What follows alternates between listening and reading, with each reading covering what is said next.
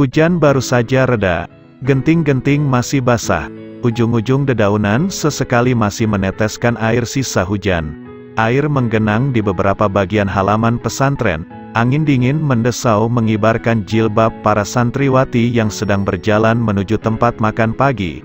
Sebagian menuju dapur Bu Nyai Fauziah, sebagian menuju dapur para ustazah senior yang dipercaya menyediakan makan para santri.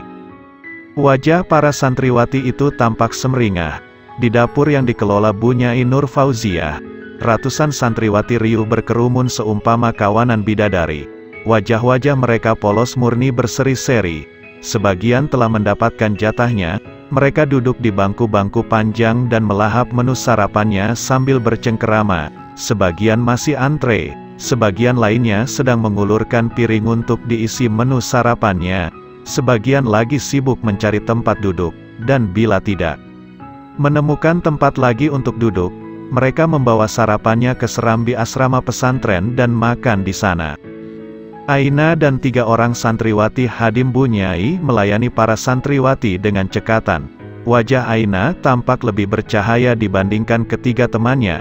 Seorang santriwati kecil mengulurkan piringnya pada Aina sambil terus memandangi wajahnya. Tangan Aina meraih piring itu dan mengisinya dengan nasi, sayur oseng kangkung, sepotong tempe goreng, sepotong telur dadar, dan sambal. Aina merasa wajahnya terus diperhatikan oleh santri kecil itu. "Ada apa, Dik?" tanya Aina sambil memberikan piring itu kepada santri kecil itu. "Ah, enggak, saya hanya suka mandang wajah Mbak Aina. Adem dan sedap. Waduh, emangnya wajahku ini mie goreng ya? Menurutku Mbak Aina paling cantik di sini. Swear, hus, ngawur kamu. Sudah sana, masih banyak yang antre."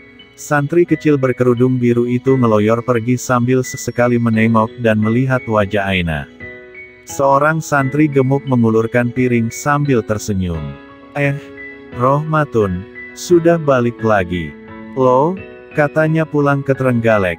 Sapa Aina. "Iyo, nah, tapi hari ini kan pengumuman hasil. Ya aku harus balik, penasaran. Kan bisa diberitahu sama teman-teman pakai SMS, Tun. Tapi bapakmu nanti datang kan pas acara perpisahan." "Iya, insya Allah, kalau lulus. Insya Allah lulus. Amin. Jadi lanjut kuliah ke Malaysia?" "Enggak, mamaku inginnya aku kuliah di Surabaya saja." Tiba-tiba santriwati yang ada di belakang Rohmatun yang tadinya sibuk ngobrol dengan santriwati di belakangnya ikut nimbrung.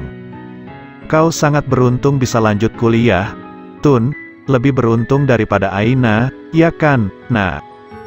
Aina diam. "Kamu nggak lanjut kuliah? Nah, kamu kan pinter, lebih pinter daripada aku, mosok nggak kuliah?"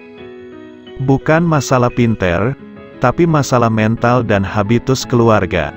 Jika Aina lulus aliyah, lalu lanjut mondok di sini jadi hadimah, Bu Nyai, itu sebuah kemajuan luar biasa, daripada lulus aliyah jadi TKW di Arab, kayak ibunya. Aina terhenyak mendengar kalimat yang menusuk itu. Ia menahan emosinya. "Kamu nggak boleh ngomong gitu, Neng," Rohmatun mengingatkan tegas. "Loh, kenapa? Hei endut, aku ini ngomong kenyataan. Lihat saja nanti, setelah kita lulus nanti, 6 bulan aku tunggu kabarnya. Prediksiku Aina nggak bakalan kuliah, ia akan tetap jadi hadimah di sini, atau jadi babu di Arab kayak ibunya dulu." "Neneng, tolong jangan bawa-bawa ibuku," potong Aina. Suasana agak panas. "Nggak usah marah, ini cuma prediksi. Kau juga boleh memprediksi diriku. Yang jelas, aku sudah diterima di salah satu universitas terkenal di Jakarta, bahkan sebelum UN. Biar aku yang memprediksi deh. Kalau Aina aku tahu nggak tegaan, kau akan kuliah di universitas swasta di Jakarta. Terus belum selesai kuliah kau nikah sama lelaki yang kau merasa salah pilih, itu masih lumayan. Mungkin besok, malah justru kamu yang jadi babu di Arab," sahut Rohmatun. Prediksi yang ngawur, kau juga ngawur. Lihat saja. Aku kalau nyepatani orang sering jadi kenyataan. Hati-hati, gumam Rohmatun sambil mengeloyor pergi. Beberapa santriwati tersenyum mendengar kata-kata Rohmatun yang ceplas-ceplos tanpa beban. Aina tersenyum dalam hati. Ia merasa tidak perlu membalas ejekan Neneng, sebab Rohmatun telah mewakilinya. Nyepatani itu apa sih? Tanya Neneng kepada santriwati junior yang ada di belakangnya. Meskipun sudah hampir 3 tahun belajar di pesantren itu, tapi tidak semua kosakata bahasa Jawa ia pahami. Nyepatani itu artinya menyumpahi, jawab yang ditanya. Sial, dasar gendut mulut bebek, awas nanti, geram Neneng sambil memandangi Rohmatun yang semakin jauh. Neng, mau sarapan nggak? Adik-adik pada nunggu antrean. Aina mengingatkan pelan. Kalau nggak mau sarapan ngapain aku di sini? Blow on banget sih. Nih, tolong nasinya dikurangi dikit, sayurnya dibanyakin. Yah, ketus Neneng sambil menyodorkan piringnya. Aina mengulurkan tangannya untuk mengambil piring Neneng. Nah, seorang santriwati berjilbab biru berjalan tergesa mendekati Aina. Nah, dipanggil Bu Nyai, penting, ya, baik. Aina urung mengambil piring Neneng dan bergegas ke rumah Bu Nyai tanpa melihat wajah Neneng sama sekali.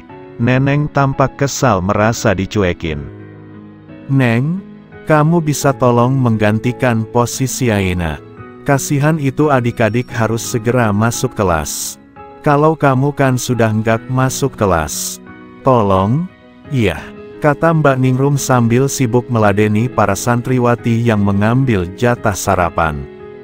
Wah, tapi saya ada kerjaan di kamar, Mbak. Penting. Neneng menolak dengan nada mengeluh. Biar saya saja Mbak. Seorang santriwati berkerudung hijau muda mengajukan diri. Oh Zulfa, terima kasih, Zul. Semoga kau lulus UN, dan barokah hidupmu, Zul, amin.